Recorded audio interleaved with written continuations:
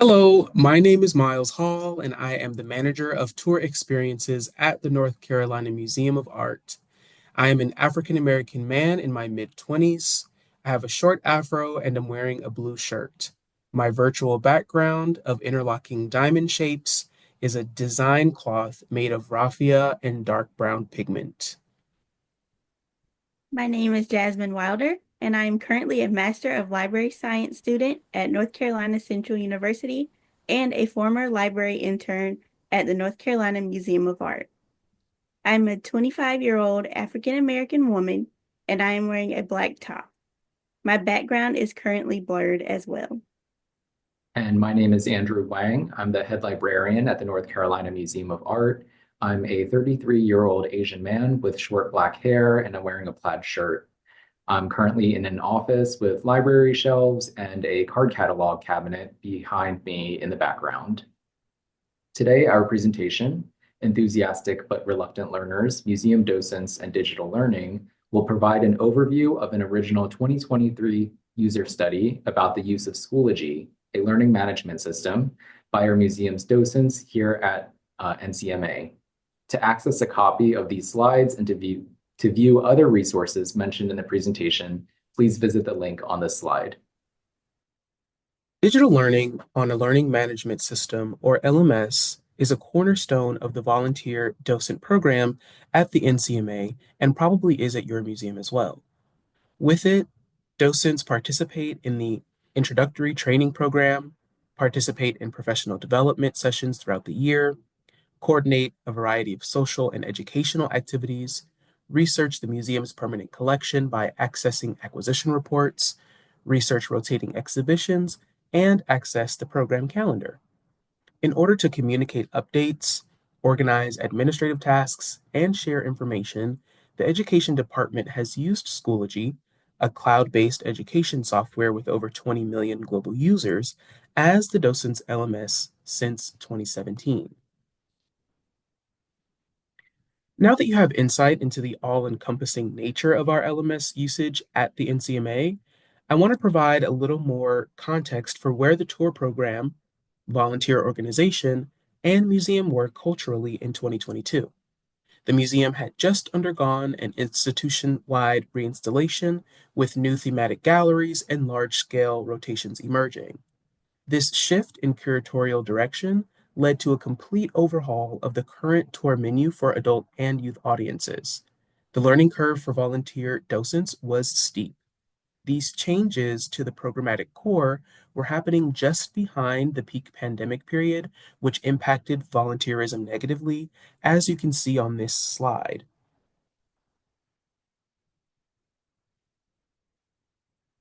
In the many check-ins with volunteers during this period, the Education Department compiled the less than favorable feedback on the then present configuration and organization of resources available on Schoology, which include PDFs, links to articles and informational videos, tour assignment schedules, and the myriad of programmatic materials mentioned previously. These can be seen in the bottom left of the screen now. This feedback, which is always welcomed and recorded by program staff, started to concentrate around the flaws in the docent's digital environment. Questions arose about the relevance of certain resources, and an opportunity to review and restructure the informational resources and web-based protocols of the tour program started to materialize. Especially in the light of the challenges that volunteer docents were articulating to staff, it became clear that to achieve a better volunteer user experience, the current digital landscape needed to be assessed. We began our research by conducting a literature review.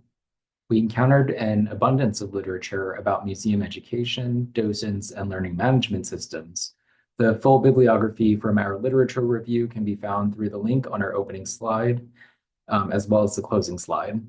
Of particular significance from our literature review were Robin S. Grenier's The Role of Learning and the Development of Expertise in Museum Docents, which was published in Adult Education Quarterly in 2009, as well as Rosanna Flowey's Breaking Silos, New Modes of Art, Education, and Technology Training in Museum, published by Springer in Museums and Digital Culture, New Perspectives in Research in 2019. In the former, Grenier conducts a qualitative study with 12 participants to determine how docents cultivate expertise. Though formal training and continuing education were crucial for the study participants, Grenier also found that participants engaged in a wide range of informal and incidental learning, which participants emphasized as even more valuable than formal classroom learning. Examples of informal or incidental learning include learning from peers, self-directed learning, and learning by doing. This emphasis on pursuing learning beyond the docent program's curriculum suggests for our study that we ought to help facilitate or at least minimize barriers for informal learning opportunities. In Breaking Silos, Cloudy details the development of an online training program for staff and volunteers at the Broad Museum in the mid-2010s. The program was designed to establish standards largely for frontline staff after the board's founding director's lackluster experience with frontline staff at other museums. Though this publication outlines the potential of leveraging a web-based platform for educating museum personnel, it's primarily concerned with visitor experience and internal communications.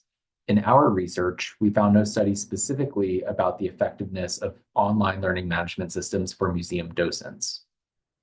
After identifying this gap in the literature, we conducted a broad sample audit of approximately 350 existing assets in Schoology, as well as its organizational structure. We found 12 broken links, inconsistent naming conventions, redundant files, and excessive content. We then reviewed the priorities and goals of the education department to identify the most important assets of the learning management system. Those assets were then used to generate the two main components of our study: one, a survey, and two, a narrated observational study. Voluntary participants for both were solicited via email and the Schoology updates page. This survey was administered for just over 2 weeks. 50 touring, 4 retired, and 3 emeriti docents took the survey, though not all 57 total respondents answered every single question. Approximately 63% of touring docents participated. Survey questions were designed to capture basic demographic data and general behaviors and attitudes related to Schoology. The narrated observational study sessions took place over the course of a week. We had 8 active touring docents participating, and sessions were hosted remotely and recorded through Zoom. 6 participants used a laptop or computer, and 2 used a tablet. Participants were provided 7 tasks to complete, and participants were then asked to narrate their decision-making process and were periodically asked for clarification or explanation. Moderators avoided intervention otherwise. And finally, we used Qualtrics to collect data from the survey and to generate visualizations. All of our major themes were identified and summarized manually. We then reviewed the observational study session recordings and transcribed all major behavioral observations and comments from the participants. We coded the transcriptions into broader thematic observations and counted their occurrences. Themes from both the survey and the observational study were compared to consider larger discrepancies and commonalities between the two, as well as to inform suggestions for improving Schoology navigation and engagement.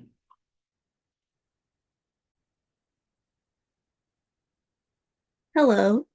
Continuing on throughout our presentation, I'm going to discuss a few of the major findings from our Schoology user study. There were several findings that came about from both the survey and the observational study, and each one of them had a significant impact on the future of Schoology.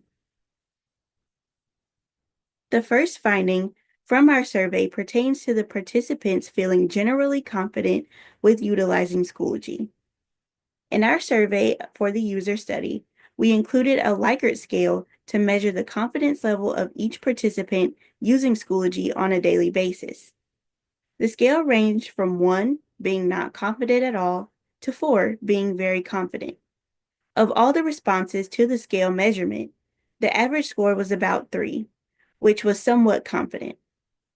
This was a surprising finding because docents had formerly expressed a lot of frustration about their experience with Schoology.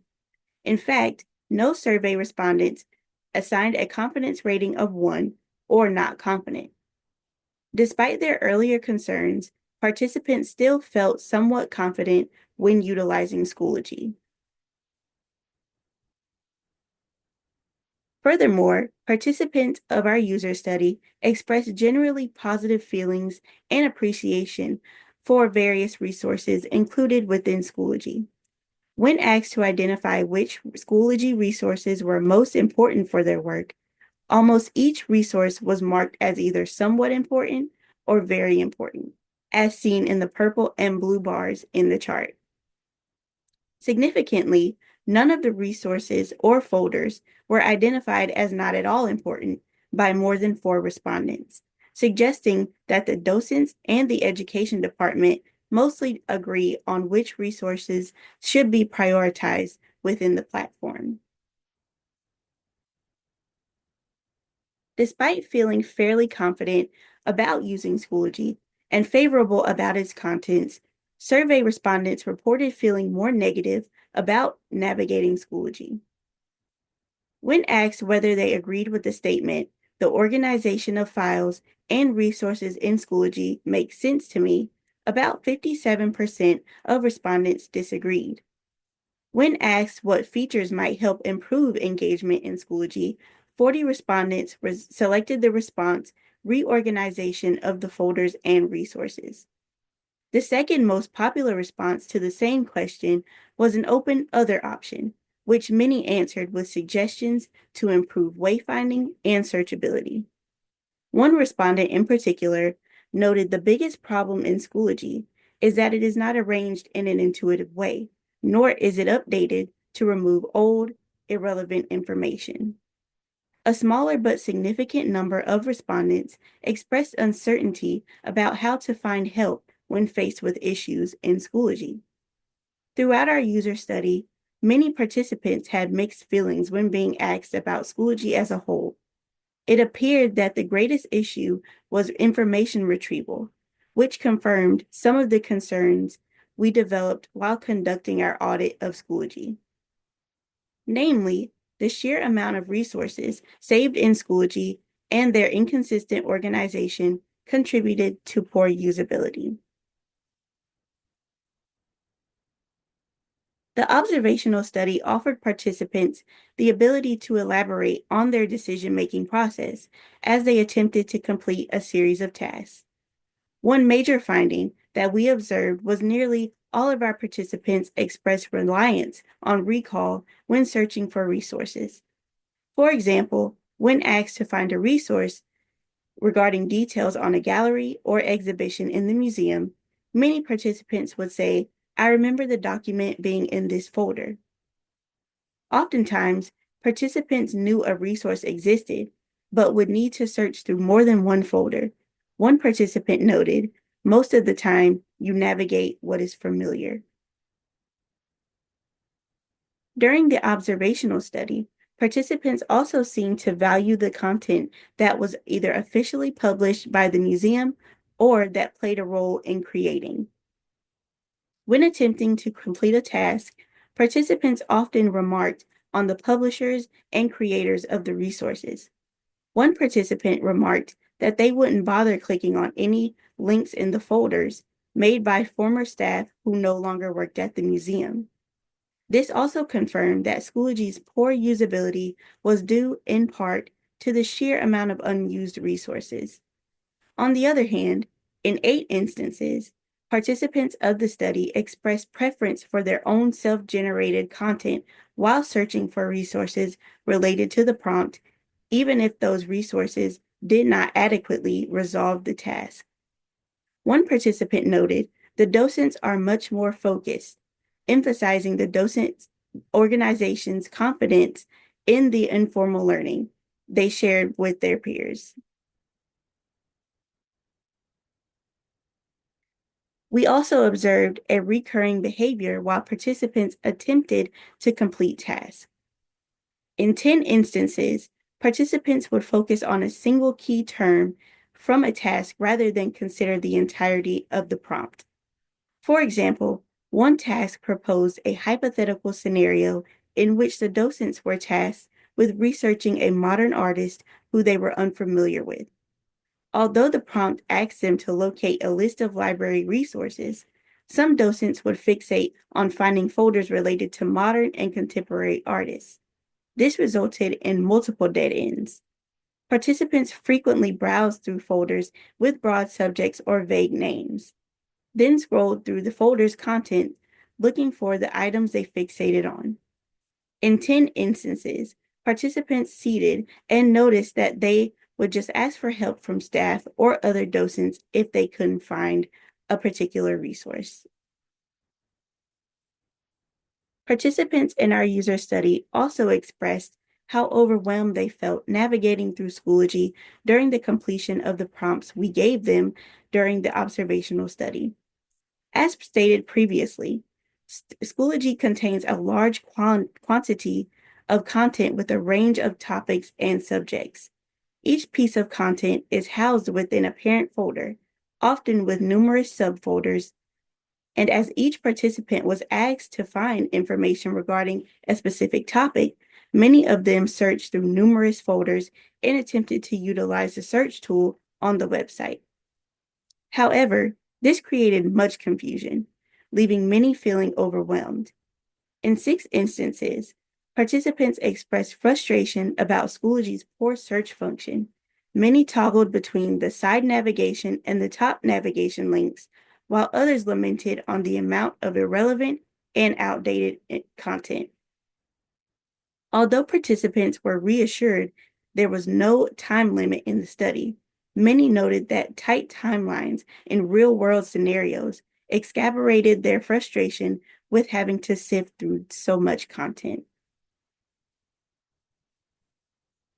In sum, it appeared that docents appreciated using learning management systems to facilitate their tour planning and research, but that both the organization of content and the platform's confusing format and lack of a useful search function pose unnecessary barriers. So what can be done to improve the usability of Schoology? Here are some of the suggested next steps that we came up with. With recent turnover in Schoology, administrators, docents have really struggled to keep up with changing formats and procedures. It would be useful to generate a single document that identifies, 1, who Schoology administrators are and their specific roles, 2, the purpose and scope of Schoology, and 3, a schedule of when to archive outdated content. This will help administrators better understand their responsibilities, as well as assist in moderating content. A strong policy will clarify priorities that will inform a logical reorganization of resources. For example, if sharing official museum content is an identified priority, links to any external resources can be filed in a supplemental material subfolder. Additionally, if resources are given an expiration date, administrators will be prompted to review the relevance of documents before determining whether to delete, archive, or update them. The study's initial abbreviated audit found several broken links, which are low-hanging fruit to update or delete. A free online link checker tool may assist in this process. A more robust audit of existing content and subsequent periodic audits may help find additional considerations for a comprehensive policy. At the very least, a policy will help retain consistency for future staff turnover or for the possible adoption of another learning management system in the future. The poor navigability of the platform is one of the most prevalent concerns. To start, folders need to be consolidated on the NCMA Docents group landing page. There are 20 folders and other assorted items, some of which are redundant. For example, participants in the observational study were confused as to why there are separate top-level folders labeled Accessibility and Inclusion, How-Tos, and Resources for Diversity, Equity, and Inclusion, since they both include the word inclusion. Resources and folders also need to be reordered to include the most used or most relevant items at the top. The tour plans folder, for example, is listed at the very bottom after the recycling bin folder. If docents are required to use these resources for designing tours, This folder belongs closer to the top of the list. Moreover, the color folder should be uniform unless the varying colors have some sort of clear meaning. In 5 instances, observational study participants acknowledged how different staff have used different conventions since Schoology's adoption. To improve the ordering of content, it may be useful to develop folder types with content rules. For example, main folders with primarily up-to-date museum documents can be considered core. External links and resources can be filed in subfolders deemed supplemental. And finally, resources that have been deemed outdated but still worth retaining can be filed in archival subfolders.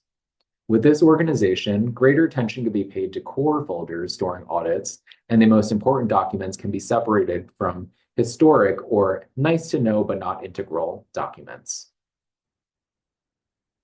Unfortunately, a major flaw in the Schoology platform is the lack of an intuitive search function. The most visible search bar merely searches for courses and groups in Schoology. In order to search for resources within the specific NCMA Docents group, users must first click on the resources link along the top of the navigation bar, and then click on the search link on the left side navigation menu and directly under the top navigation bar. To further improve searchability, it's necessary to include accurate descriptions, keywords, or tags to each document. At the very least, creators and contributors end dates should be included in descriptions, since docents tend to rely on their recollection of training events or official NCMA resources when seeking related documents. Since 4 participants of the observational study expressed anger about changes taking place without notification, it would be helpful to provide regularly scheduled training opportunities to highlight specific features or policies. Multiple forms of training should be offered since there is no consensus in the docent's preferences. Some preferred one-on-one training, while others preferred group training or mentor-mentee roles. Training can also be incorporated into existing professional development sessions. But at the very least, docents appreciate the opportunity to voice their ongoing concerns, as many did throughout this user study. Offering this outlet more frequently may alleviate concerns and also shed light on common issues. And our final suggestion was to establish and communicate clearer expectations for docents. Some of their survey responses and remarks from the observational study revealed discrepancies between the docents and the education department. For example, although 85% of our survey respondents believe they know how they're supposed to incorporate tour plans into their tours, nearly all of the observational study participants struggled to find the tour plans folder, which contained the necessary tour plan templates for docents to adapt. Many participants of the observational study admitted to putting together their own tours by physically navigating the library or the galleries. This isn't inherently wrong, but if the education department requires the use of certain documents, then the expectations need to be addressed and the documents need to be easier to find. Based on the findings of the Schoology user study, we created a reorganized sandbox of the docent group for the docents to test before implementing any of the findings permanently. The organization of the sandbox was designed to include only 5 parent folders on the resources landing page: touring resources, education and research, docent community, NCMA docent archive, and the to be deleted folder. Keywords were added to these folders and select subfolders. Outdated materials were migrated to the NCMA docent archive or the to be deleted folders, depending on potential historic or organizational value. Our team then replicated the narrated observational study to assess the changes. 8 active touring docents participated. Sessions were hosted remotely and recorded through Zoom.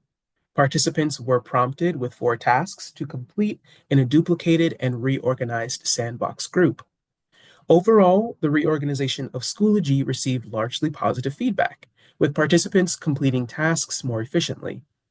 In 7 instances, participants expressed how the platform was easier to navigate. The streamlined landing page limited the participants' options, and in 9 instances, participants referred to keywords when they were not entirely certain where to navigate.